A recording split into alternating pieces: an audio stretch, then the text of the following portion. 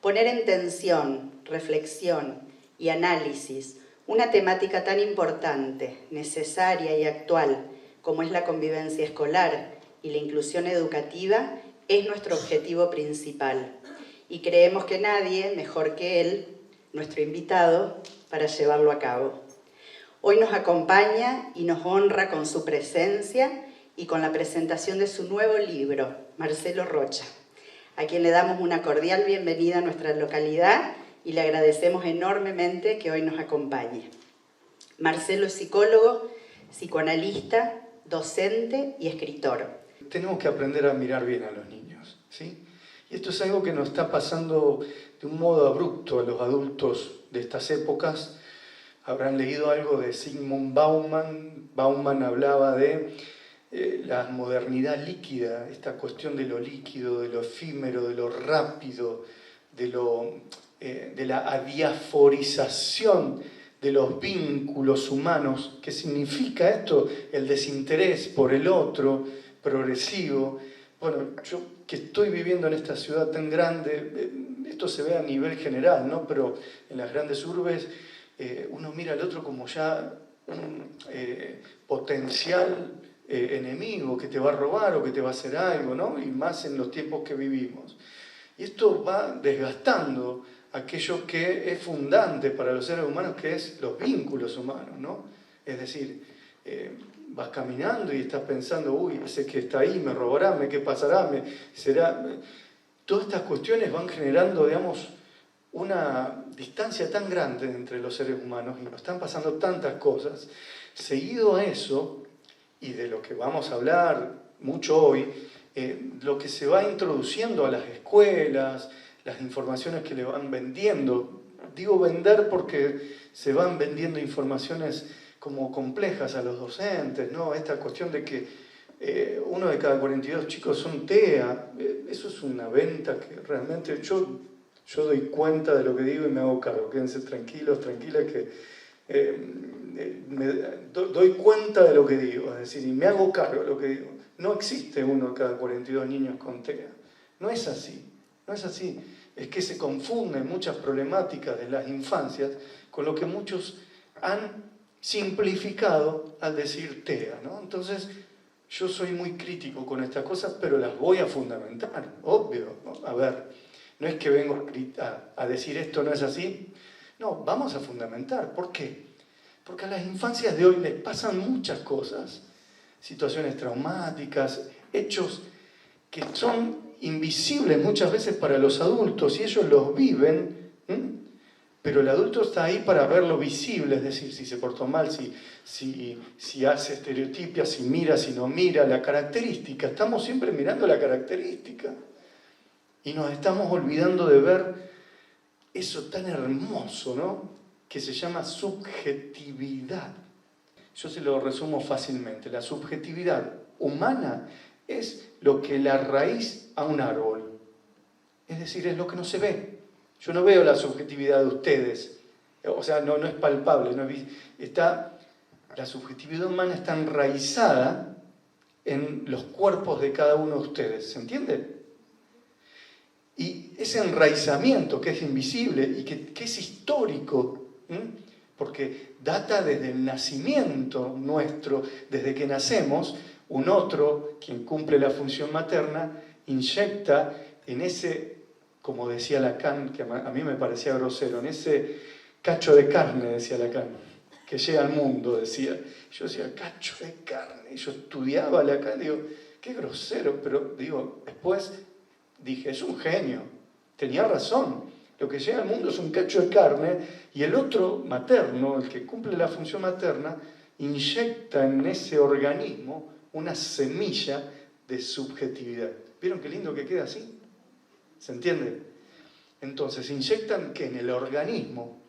Entonces, esa semillita de subjetividad, que ahora la podemos como desgranar un poquito de qué está compuesta, ¿de qué? De amor, de deseo, de palabras, de afecto, de contención, de mirada. La madre mira al niño, lo toca, lo abraza al bebé, lo acuna, ¿sí? Y empieza a construir la imagen inconsciente del cuerpo de ese niño. Son conceptos que los docentes tienen que manejar, tienen que comprender. No se la vuelen tanto con rótulos, diagnósticos, té, ahí, patato, pate cocido, no. A ver, no. Es cómo se construye ese niño con el que ustedes van a trabajar o están trabajando. ¿Cuál es la esencia de él? No, ¿cuál es la característica? Entonces, cuando lo van a mirar, miran esa mirada y el niño siente la mirada del docente, ¿o no? Freud decía, el yo es ante todo un yo corporal. Entonces, ¿qué significa esto? Que el niño que nació, que empieza a recibir esos nutrientes maternos, ¿no? El amor, el afecto, la mirada, la voz, la palabra, el lenguaje. Nos olvidamos de que los niños tienen que incorporar el lenguaje. Qué difícil para muchos, ¿no? En contexto de pandemia lo vemos, en pospandemia. Niños con problemáticas de lenguaje que automáticamente son denominados como TEL. En vez de indagar, ¿qué pasó? ¿Por qué? Claro, no construyó grupo, no jugó con otros, no armó vínculos. Ahí tenemos problemáticas en el lenguaje. ¿Cómo se construye un niño? Llega al mundo ese cacho de carne, cachorro humano, también le decía Lacan, se le inyecta la semillita de subjetividad, que es una semilla de deseo. Es decir, al desear al hijo, se le inyecta esa semilla que empieza a crecer dentro de ese organismo para dar luz a un cuerpo. Para dar a luz un cuerpo. Vamos a decirlo de forma más fácil.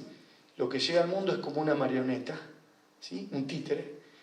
El otro materno lo baña con todos estos significantes. Un significante es el amor, la palabra, el afecto, ¿sí?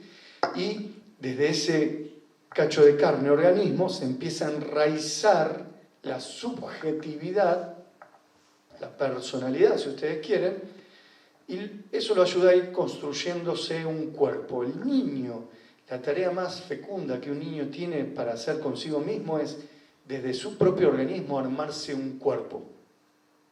Que es en estos casos donde necesitamos la figura del acompañante terapéutico, como lo denominé yo en uno de mis libros, como cuarto nudo. Un docente, un acompañante terapéutico es un cuarto nudo de aquel niño que no ha podido armar sus 3 nudos principales a la vida. ¿Cuáles son? El lenguaje, el cuerpo y la realidad del mundo. ¿Me siguen? Yo estoy traduciendo a Lacan de una forma... Si baja o me insulta o me dice, Rocha, la verdad que puede ser. Y yo le diría, señor Lacan, le tengo que explicar a los docentes. Y él me diría, pero yo en mi libro, pero ¿cómo hago para...? Lo real, decía Lacan, es otra cosa, no es esto la realidad. Para Lacan lo real era un síntoma, lo que no podía ser simbolizado o explicado, ¿se entiende? Bueno, pero vuelvo. El niño llega y tiene que armar su cuerpo desde su organismo, ¿se entendió? Pinocho, ¿se acuerdan el cuento de Pinocho? Era una marioneta. ¿Cuál era el deseo de Pinocho? Ser un niño de verdad. ¿Se acuerdan? Entonces vamos pasando la hoja del cuento, es una marioneta, aparece la madrina, cuando lo toca, damos vuelta a la hoja y ¿qué cambia? Ya no es una marioneta, es un cuerpo. ¿Entienden? Yo creo que ese libro es una genialidad, porque ni el autor se dio cuenta de lo que estaba contando ahí. Entonces el niño construye su cuerpo, ¿sí? Y ahí arma ese nudo que se llama imaginario. Para Lacan, el cachorro humano, el niño, tiene que apropiarse, anudarse a esos 3 nudos. A lo real, vamos a llamar de las cosas, ¿sí? Los objetos, los autitos. Un niño tiene que construir de esta cosa un objeto que se llame autito. ¿Se entiende? Toma esta cosa real, llamémosle así. Fíjense qué interesante. Toma la cosa real y empieza como a tratar de jugar. Juega con otros. Cuando juega con otros, habla. Real, ¿sí? Hablar es simbólico, ¿sí? Lenguaje.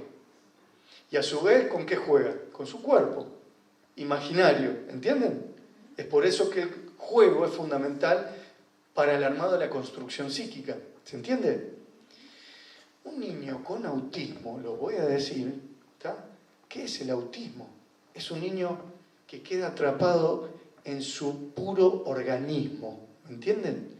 Que no puede construir una imagen de su cuerpo, que no puede desdoblarse para jugar, que no imagina, ¿sí? Porque está como atrapado, ¿sí? ¿En qué? En su propio cuerpo, organismo. Llamémosle organismo. ¿Vieron que agarran un objeto duro? ¿Sí?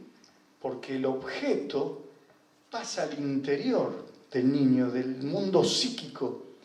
Objeto y niño arman un nudo, una sola cosa.